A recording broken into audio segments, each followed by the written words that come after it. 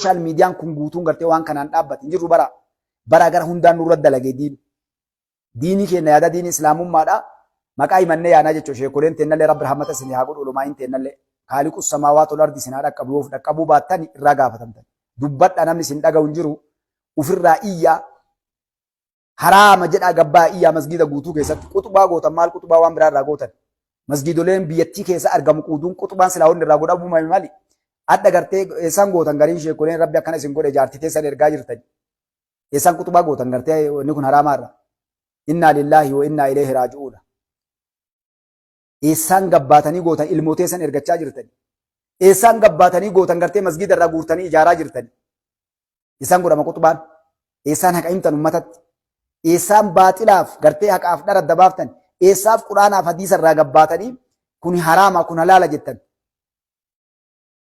eeka warri gartee balaan tun isin hin dhaqqabin warri gartee haga jirru buxxuullee gaafa jirru suttuurra jettanii osoo imaamaa darbattanii kaabbaa uffattanii osoo gartee da'awa nama gootan daladdan diiniin islaamummaadha waan ufiin dalanne namatti hin himinaa jedheen hin himinaa dhiisa warri gartee ijoollee dubartii ala ergattan warri jaartii teessan gartee nikaa irraa hiittanii ergattan warri ilmoo teessan ergattan warri obboleessi kan kee ardaan kee gandi masgiidni ati itti imaama itti taate hadha ijoollee biyya arabaa baasee ergataa jiru quxubaan godhin ari'aa masgiida keessa ari'aa wallaahi ummanni musliimaa ari'aa achi keessa wanni inni achi masgiida keessa dhaabbatee gartee si salaachisuu hin jiru ittiin hidhatidha. Imaama jechuun bari namticha qulqullaa'ee dura ofii diinii islaamummaatti dalagee nama itti dalagsiisu. Warra hamaa diinii keenya balleessuu deemu kan udduunu caalaa ka diinii keenya balleessaa jiru irra kanaa jechuudha. Wannummaan deemaa jirtu walii gala bannu irratti dalagaa jira walumaa gala. Qeetii inni tana gartee naannoo musliimaa kana guutuu irratti dalagaa jira diin. Mee isaan najaa ba'an? Gari najaa ba'an hin jira? Wanni hadha zinaan sooshaal miidiyaa kana gubbatti arrabaan irdii namaa balleessuudhaan wanni gartee haadha namaa ulumaayin jalaan baatu xiqqaan jalaan bahu guddaan jalaan bahu dhiirri jalaan bahu wanni gartee waa godhu Muhammad Abdallaaf Khadiijaa jechuun inna lillahi wa inna ilayhi raaji'uun. Zabana gartee diiniin islaamummaa rakashte. Zabana gartee waan godhu dhiisee namni silaa diinii rabbi itti kennee barate gartee silaa wanni dura jalqaban maali? Ka islaamummaa gubbaa jiru jabeessu. Hedduu diin islaamaa kana dhufaa jira namni. Eenyu laalee dhufa ka dhufu kun yoo arge maal dalagaa jirta? Hadda namni kun wanni irra lolluuf aabbichuu jechaa olluun maaliif? Barnutii gartee kalee baqata.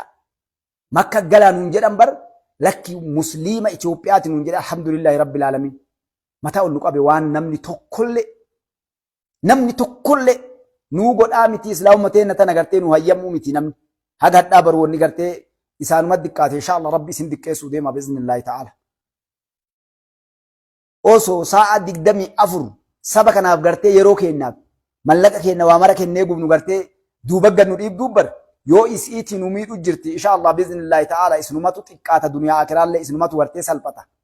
Hangoollee irraa duuddan guutuun keessa wallaahi. Kophee keenya taatan biiznillaahi ta'ala wallaahi kophee keenya taatan inshallah. Kanaaf ummanni musliimaa adda yeroo jirtu tana keessatti dhaabbadhu mootummaa kana wajjin wallaahi. Si namni nama kamuu caalaa gartee qabii keessaa bayaadha. Jiraa keenya nu awwaalanii. Islaam Itoophiyaa keessa Itoophiyaan dachii kiristaanaan nuun jedhanii. Barsi'ii kanaaf jedhanii bara gartee. Adda achii baatee osoo guddinna qabdu. Osoo rogni arfan daangaan arfan si'i. Wanni bari Mallas Zeenaawiitiif gartee hattuun as keessaa uummata Affaarii murtee taan Jibuutii taan Eertiraa gurgurattee barnu islaamummaa diiguuf beektu kan hin beeku wariin namaa. Asab lafa qofaa fi miti bara. Wanni hadha dhukkuba as teettee bishaan asabii nu laalu jettuu bar munaafiq kennallee Muhammad Abdallah jira munaafiqni bara. Zaalim. Itti man hindi daa irkisaniin jigaa mala gochuu malu fichaa jedha. Islaamummaa tana diiguu barbaaddi. Nu facaasuu barbaaddi, nu qooduu barbaaddi siyaasaanillee. Ol bahii qoba dhaadhu dubbadhu gurbaa. Rabbi malee homaan sodaatii wallaahi haqa irratti namni waa si godhu takka illee hin jiru. Wallaahi nam tokko waa isin hin godhu. Dayyuu san ta'inaa. Dayyuu san ta'inaa. Asiin amma Somaalee uummata Somaalee kana waliin oofuu deemti. Islaamummaa diiguuf bara. Obboleewwan keenya laal. Obboleewwan keenya haqaa. Sigalee Somaaleelleen Affaarillee, Beenishaangulillee, Amaarrillee, Tigreellee, Guraageellee saba hunda keessa alhamdulillah nuti ummata muslimaa maajoritii diinii keenya irratti mataa gadi hin qabatin gurbaa. Waa meeqa salphannee mataan nu cabee yaa'aa jira. Waa meeqa gartee wanni adda dayyuus nuun dalaggan nu dhiibuu bari. Ijoolleen keenya waraana keessaan salaatu, poolisni hin salaatu, ijoolleen mana iskuulaa kee jirtu hin salaatu, warri waajjira mootummaa keessa jiru hin salaatu. Nuti guyyaa jimaataa fi gartee silaa iida keenya gartee nuti salaannu cufa gartee wanni hundinuu barataan ni barata. Dalagduun mootummaan ni dalaga. Isaan guyyaa ofii mijeeffatanii sanbataaf sanbanni guddaan sanbata wayaa ofii miicatanii tolfatanii bashannanii ofirraa sanbata guddaa charchii dhaqan. Nu ammoo isaan guyyaa jimaataa gabbayee suuqaa waa bitadha yoo itti cufa bakki hundi guyyaa sanbata. Sanbattan lamaan cufa gartee si cufan guyyaa ofii. Kennallee waliin cufa gartee rabbi akkana nu godhe. Waliin iida kabajnanullee.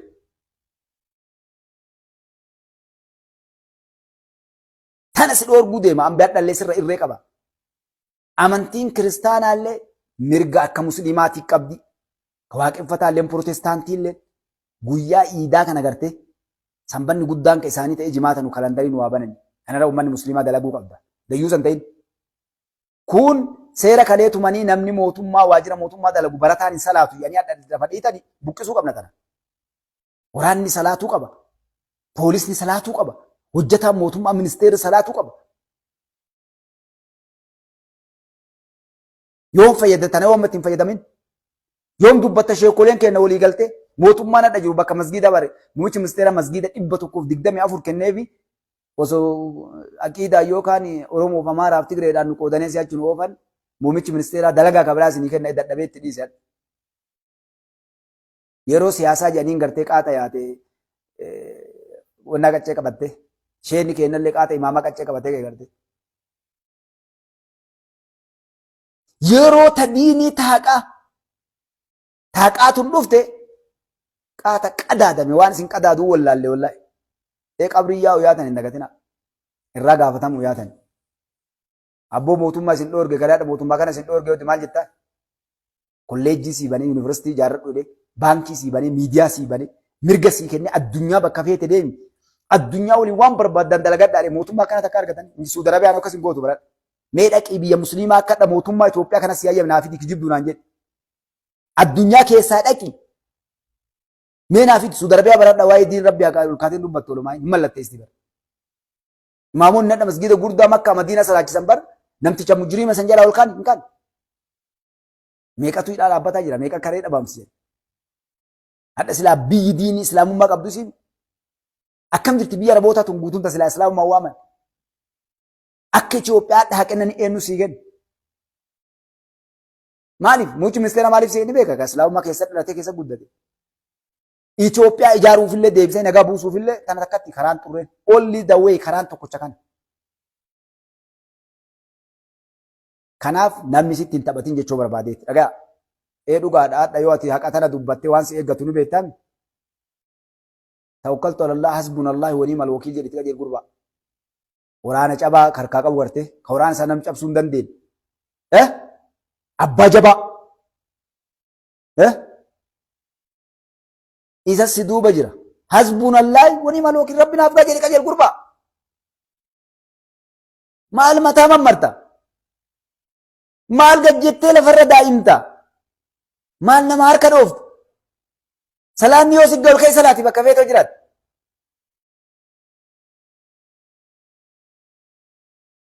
Eenyu Biraanuu Naggaadhaa baanan kun bari anaasii arge dayyuus. Kanaan mataa keessa nuquwa.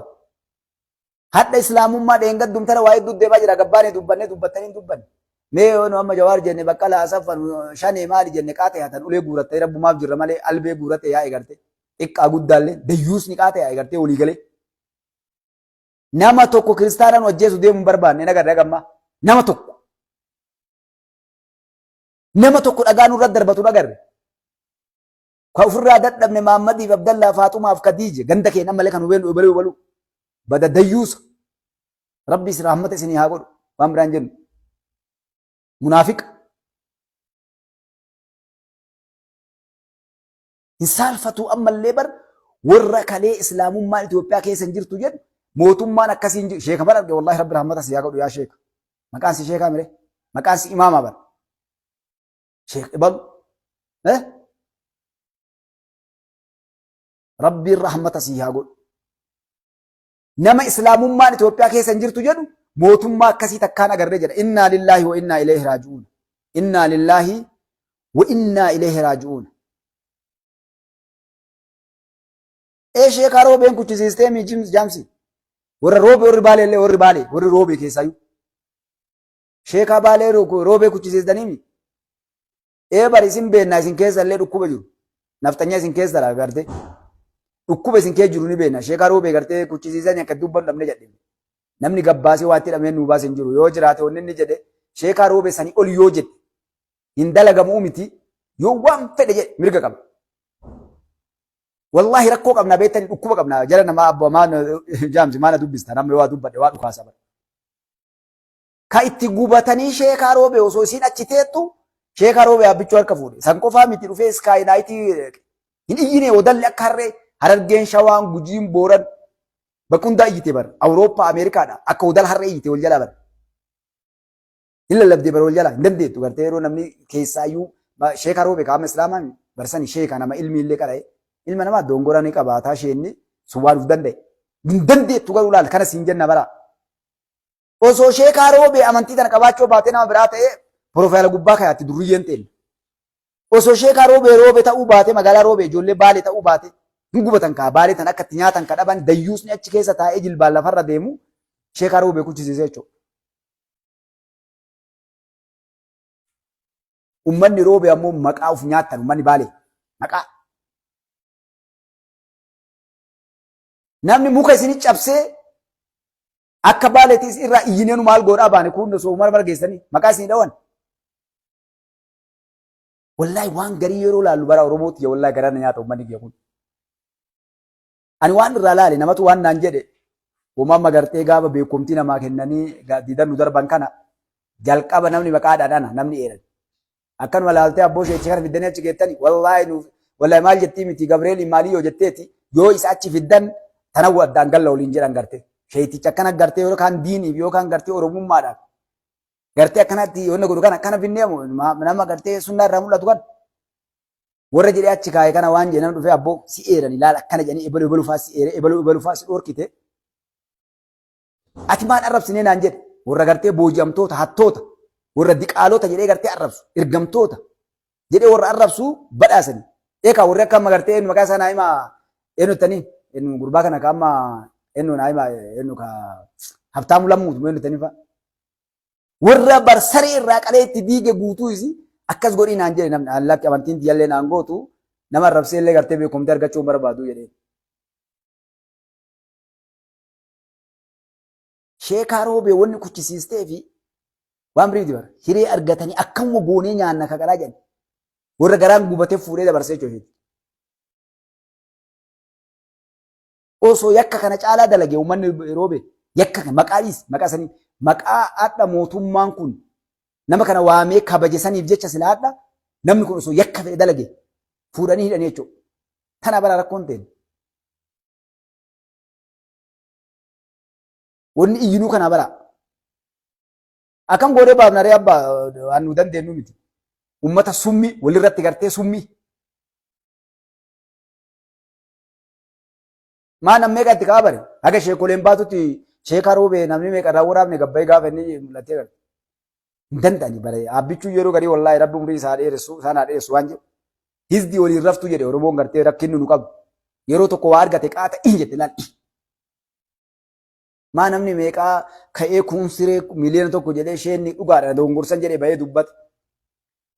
Bahee gartee hidhamuu isaa itti gammadee dhiichisee koflee. Kanaaf akkasi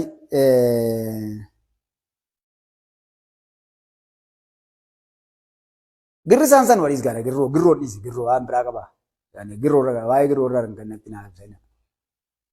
Girrisaan haga gaafa salphatee boru gartee xiqqaatee ka jaartii qabu jaartii isaa biratti ka fira qabu fira isaa keessatti xiqqaatee rabbi isa gatutti dhiisa warra gartee amma olii gayyaatee diina nuuf faarsituuf gartee mootummaa kanatti duultu kana yeroo gabaabdu rabbi isaan salphisee diidatti hafuu yaati kan dhiise.